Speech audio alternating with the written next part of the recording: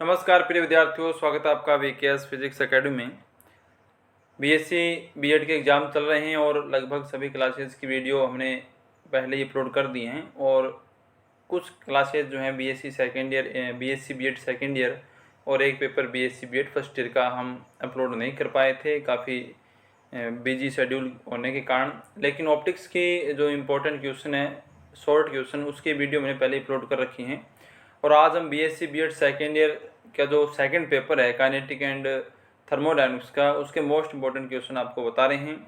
इन question से आपका पूरा पेपर कवर हो जाएगा। जैसे कि पहले जो हमने क्वेश्चन बताए पहले के पेपर में, उनसे भी काफ़ी क्वेश्चन आए, विद्यार्थियों ने कमेंट भी कर रखे हैं। तो हमें भी खुशी है कि हमारे बताए हुए क्वेश्चन आपके काम आते हैं, आपके अच्छे मार्क्स बनेंगे। तो वीडियो को लाइक कमेंट शेयर ज़रूर करें और आगे से आगे विद्यार्थियों तक ज़रूर पहुंचाएं। अभी 1-2 दिन में ही इनका एग्ज़ाम है सेकेंड ईयर का सेकंड पेपर का। और उसके बाद जो आपका थर्ड पेपर होगा उसके शॉर्ट क्वेश्चन है सेक्शन ए के, वो मैं अपलोड कर चुका हूं और बाकी वीडियो भी आपको मिल जाएंगी।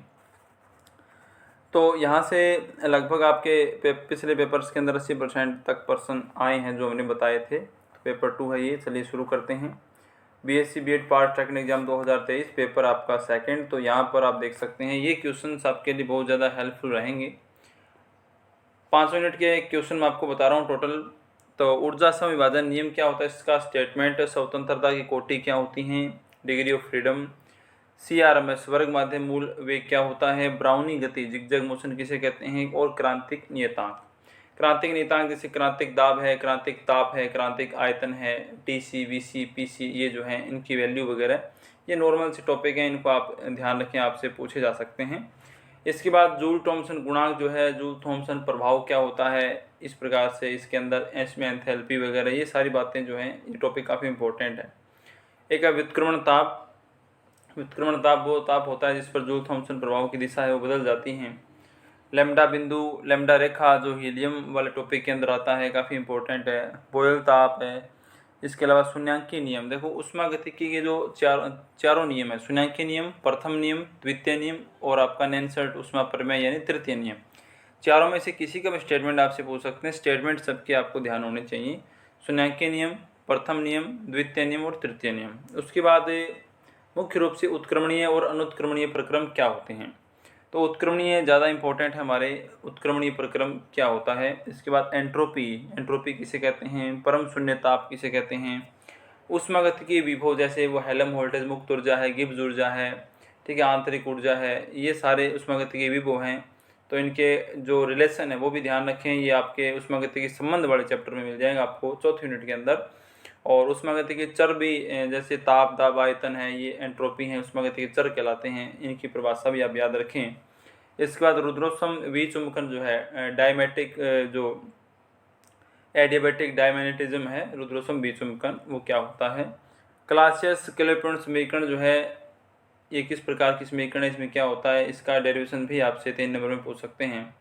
और लास्ट यूनिट के अंदर उत्सर्जकता, उत्सर्जन क्षमता, इनकी परिभाषा वगैरह, स्टीफन का नियम, वोल्ट अपना जो वीन का नियम है, इनका स्टेटमेंट है, परिभाषा है, और प्लांक की क्वांटम अभिधारणा। ये सारे क्वेश्चन हैं आपके 5 यूनिट से सेक्शन ए के लिए तैयार आप कर लीजिए। इनसे बाहर आपका सेक्शन ए वो नहीं जाएगा, जहाँ तक मुझे उम्मीद है इनसे ही आपके क्वेश्चन बन जाएंगे। फिर हम बात करें सेक्शन बी की। तो सेक्शन बी के अंदर आप देख सकते हैं न्यूमेरिकल वाले क्वेश्चन भी आते हैं, न्यूमेरिकल भी आते हैं, लेकिन न्यूमेरिकल्स मैं आपको यहाँ पे नहीं बता रहा, इसमें वीडियो काफ़ी लेंथी हो जाएगी। अगर टाइम मिला तो मैं टेलीग्राम पे अपलोड कर दूंगा, वहाँ से आप उसको सॉल्यूशन उनका देख सकते हैं या कर सकते हैं। तो टेलीग्राम चैनल हमारा जो है वो वीकेएस फिजिक्स एकेडमी नाम से ही ज्वाइन कर लीजिएगा। ऊर्जा समविभाजन नियम का स्टेटमेंट और उसके बाद में उसकी सहायता से एक परमाणु, द्विपरमाणु और त्रिपरमाणु गैसों की जो विशिष्ट ऊष्मा है वो कितनी होती है, कैसे ज्ञात की जाती है, इनकी तुलना वगैरह आपसे पूछ सकते हैं।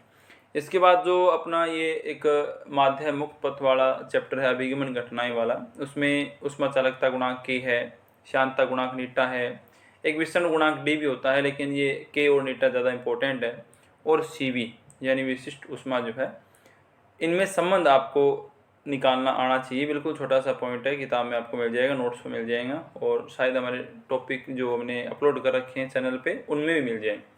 इसके बाद ये भी काफ़ी इंपॉर्टेंट है, उसी चैप्टर के अंदर माध्य मुक्त पखवाड़े में जो प्रायिकता है कि x दूरी तक बिना टकराए दूरी तय करने की प्रायिकता p बराबर EXP minus x by lambda, इसको सिद्ध करना काफ़ी इंपॉर्टेंट है, हो सकता है पूछ लें।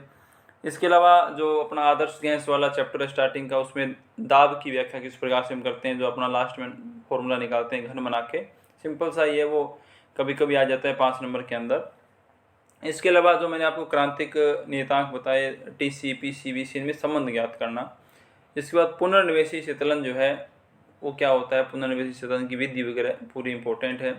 द्रव हीलियम के गुण, द्रव हीलियम के जैसे इसका जो विशिष्ट ऊष्मा है, शांता है, घनत्व है, ये फौना प्रभाव है, ये सारे कुछ इसके प्रॉपर्टीज़ हैं, 5-4 प्रॉपर्टी हैं, ग्राफ भी है, ये काफ़ी इंपॉर्टेंट है द्रव हीलियम। और हो सकता है द्रव हीलियम का जो हीलियम है उसका द्रवण कैसे किया जाता है वो भी विधि आपसे पूछ लें, तो हीलियम के बारे में आपको पूरी डिटेल आपको पढ़नी है। इसके अलावा जो द्रव हीलियम का जो शीतलन करने का एक न्यूमेरिकल भी है किताब के अंदर, एक न्यूमेरिकल है वो न्यूमेरिकल कई बार आ जाता है, उसमें थोड़ी संख्या चेंज कर सकते हैं। मतलब आपको ऐसे देंगे कि जैसे द्रव हीलियम के लिए या किसी अन्य गैस के लिए जो उसको पुनः के द्रवित होने के बाद में कितना अंश द्रवित होगा, मतलब आप जब उसको द्रवण करवाते हैं तो कितना अंश द्रवित होगा, इस प्रकार से क्वेश्चन पूछते हैं उसमें। फिर उत्क्रमणीय इंजन की दक्षता कैसे ज्ञात की जाती है, उत्क्रमणीय इंजन की दक्षता कितनी होती है, अधिकतम होती है, और अधिकतम कैसे होती है ये सिद्ध करना।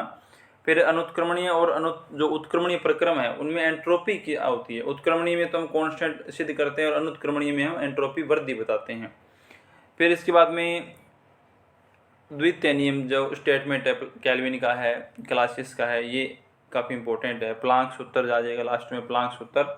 फिर दोलक की माध्य ऊर्जा, प्लांक दोलक की माध्य ऊर्जा का फॉर्मूला, और यहाँ पे 2-3 ये सिद्ध करने वाले न्यूमेरिकल हैं जो इनमें से एक हर बार आ जाता है। एक है CP/CV बराबर गामा सिद्ध करना, ES/ET वाला।